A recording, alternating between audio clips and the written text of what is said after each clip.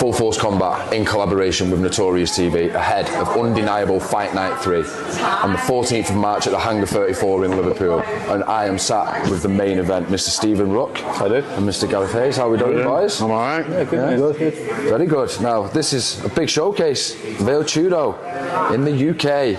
What does it mean to be a part of it? Steve, you first.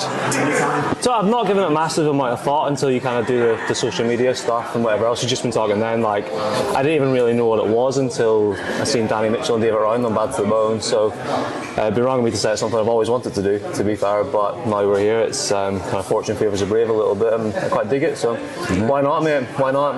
Absolutely. Gaz, you've been around the block more than once. Yeah. Why now with Vale Tudo, man? Yeah, it's something new in it. You know what I mean? It's something new. In my eyes, I'm quite looking forward. It's more of a street fight in my eyes, and that brings me more into my game. I've obviously boxed a bit and everything else, but growing up around the doors and all that in the army and all that, I think this is more of a scrap for me. You know what I mean? Where you can get actually stuck in properly. You know what I mean? One of the main rules in that. So yeah, I'm quite looking forward to having a good go at this one. Besides the 15-minute round, but we'll get there on that one. Absolutely. Now that rolls me nicely into training methods.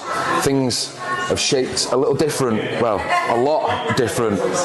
From your perspective, Steve, what's it been like? New things added in, the jits, the grappling and all that. How have you found it, first of all? Have you done any of it before as well? Not really. I mean, like about 2 years ago, I did a 6-week beginner jits course that I had to call quits after 3 weeks because I had a fight coming up.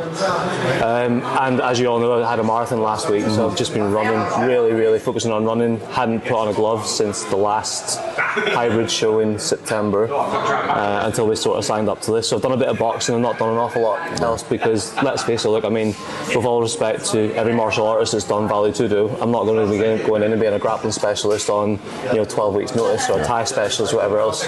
My game is boxing. I'm going to have to try and box as much as possible.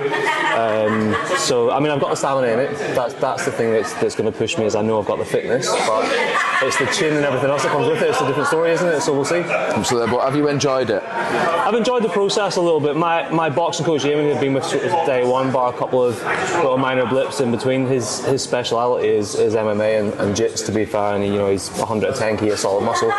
So when we get into the nitty gritty over the next 3 to 4 weeks, I'm going to feel it a little bit, but I think that's where I'll hopefully learn a bit more when I'm under that sort of pressure, and that's when you kind of shine the best, I think, is when you're put under that pressure. Absolutely. And the same for you guys. I've seen you training at Charlie MMA, with Mr. Sweeney and Mr. Hickson. How have you been finding that, and what new things have you learned? So I did MMA for a couple of years with Steve and Wiggy at Anarchy, so that's where I started off. I was doing MMA there, so I did a couple of years there, and I did an MMA fight as well for a charity event, but I stopped and went into the boxing because I'm not going to lie, my body couldn't take it. At my heavyweight, getting up and down, the knees were killing, the bruises and all that. You know what I mean? You've got to be dedicated to it all.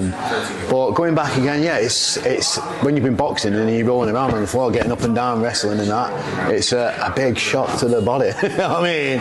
And the joints, especially being 42-year-old now, the joints and everything else. So, yeah, like Steve said, he's 100% going to have more cardio than me. You know what I mean? A better cardio, but the only option for me is just to lay the power in, and hopefully I can lay the power in to pushing back from the cardio. You know what I mean? I've got 5 weeks to push my cardio a bit higher. You know what I mean? He's been doing marathons and stuff like that. So it's just to see who's going to end up with the toughest chin of the night, I think, and that's how it's going to go. Be honest with you, it's just that's the simple fact, is who's going to last out the longest. Is that what you want as well, Steve? Slugfest, boys. We'll see on the night. I think we all know from my sort of boxing background, I like a nice clean technical fight when it's boxing, but I think that all goes out the window. Obviously, I don't know if everyone knows this, but we'll be in a gi or some form of sambo gi at least, and I think that actually breeds a bit more of the street fighting element as well, because there's a bit more to clinch onto. You think when you're a kid or a scrap on a night out or whatever else, there's a lot of grabbing and stuff involved, and grabbing and clothes, so I think that'll be an interesting dynamic, because one of us is going to get dropped with a punch, one of us is, and that at that point it's going to go to the ground a little bit, whether we like it or not.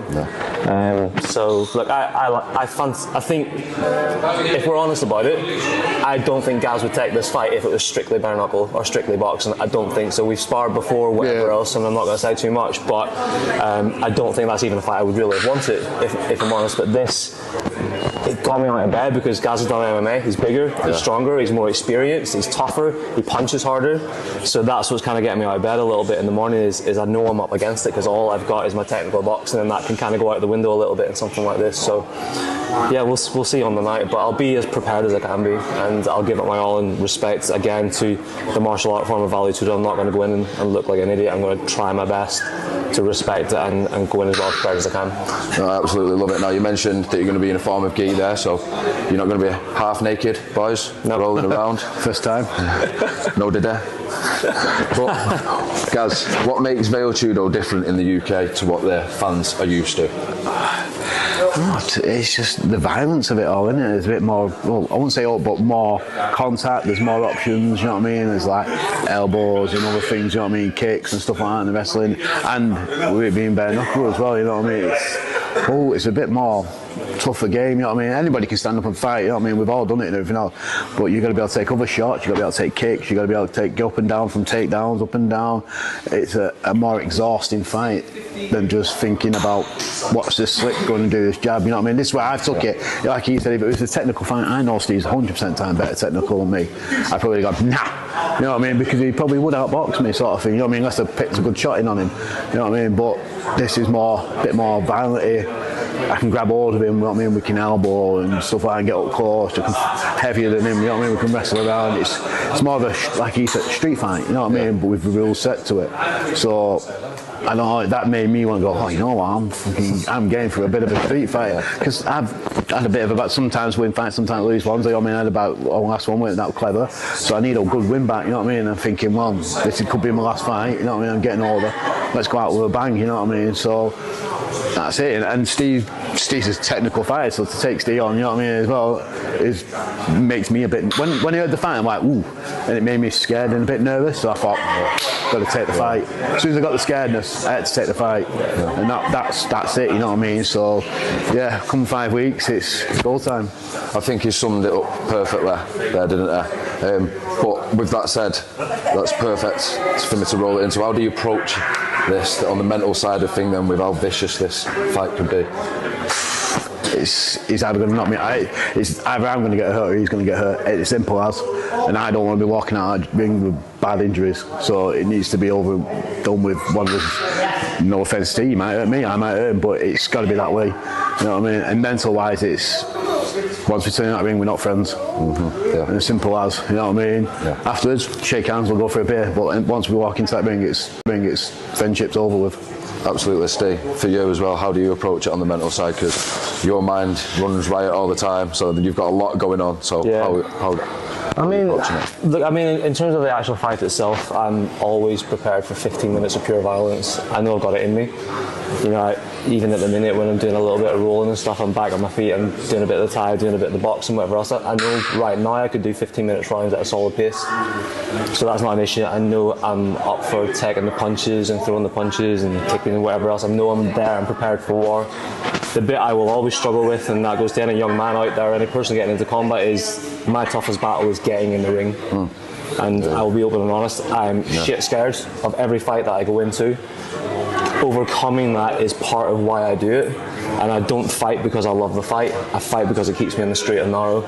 You know, I don't sign up to a fight and go, God, I love this. I absolutely love this. I sign up to a fight because I feel myself slipping on my diet, slipping in my home life, slipping in my work. So this really keeps me focused. So overcoming those mental battles is part of the process for me. And I think that's why I do secretly like it in the background. But this stuff scares the life out of me. The actual getting in the ring scares the life out of me. But that little walk before you get to the ring, I do absolutely adore that, because it just goes from madness in your head to just peace. Do you know what I mean? You're like, I'm walking to the ring and there's no going back now. Once you get to that point, it's like, well, I'm here now, I may as well perform. You know, it's that part of getting into the ring sometimes I struggle with. Absolutely. No, that's perfect. Gaz, is that the same for you when it's ring walk? Yeah, when you walk in that ring, you enjoy it. You got to enjoy that moment. But when you walk to, you know that guy's trained to take your fucking head off, and you've got to go. So a part of you, if you're not scared to walk into that ring, you've got an issue. I don't give a crap. crap. I don't give a crap. You could be the hardest man in the world. If you're not worried a little bit of that guy catching you with a good shot and going night, you've got to be, you know what I mean? And I think that's where you feel alive.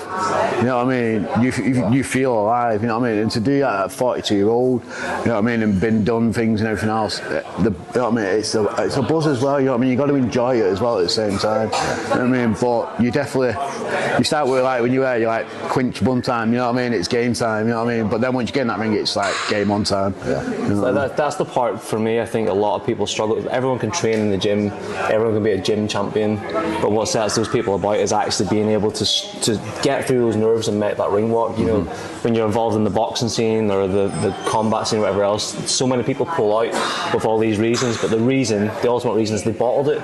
And there's nothing wrong with bottling it. There's nothing wrong with bottling it. Just don't sign up to it.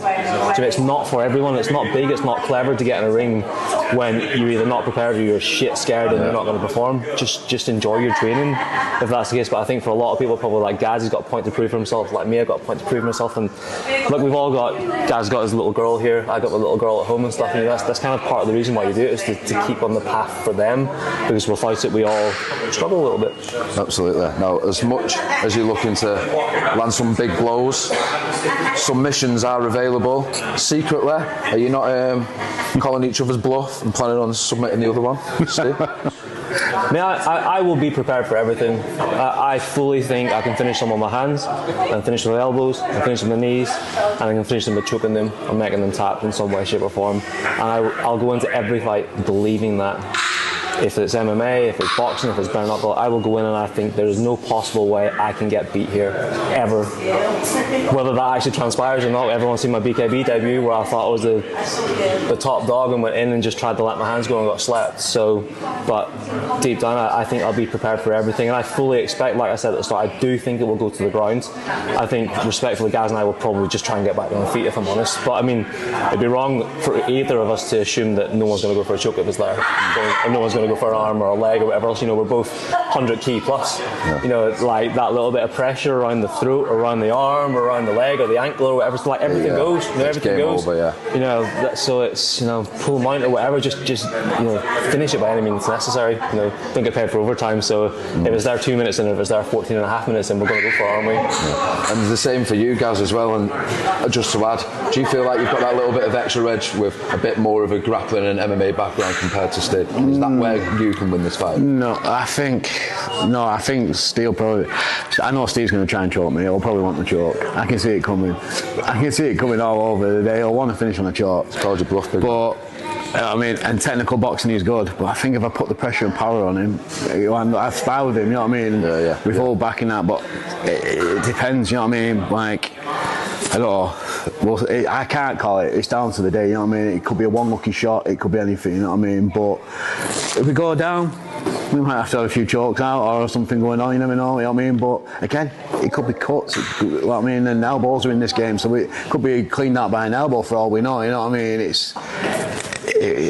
We just don't know. Yeah. This is the thing with this game. You can't call it. It's when they're with any strike, you can go sleep. You know what I mean? Especially with kicks coming in now and everything. Exactly, you get exposed elbows, exposed shins, exposed knuckles. So, and I mean, when you actually think of a fight with no gloves on, the shorter man is up against it 100 times more than they are with gloves on. Because let's watch boxing, for example. You try to close the distance with gloves on, a little bit of head movement, you're okay. But actually, a little bit of head movement and getting caught with a glancing shot in the ear, it slashes your ear open, it's game over.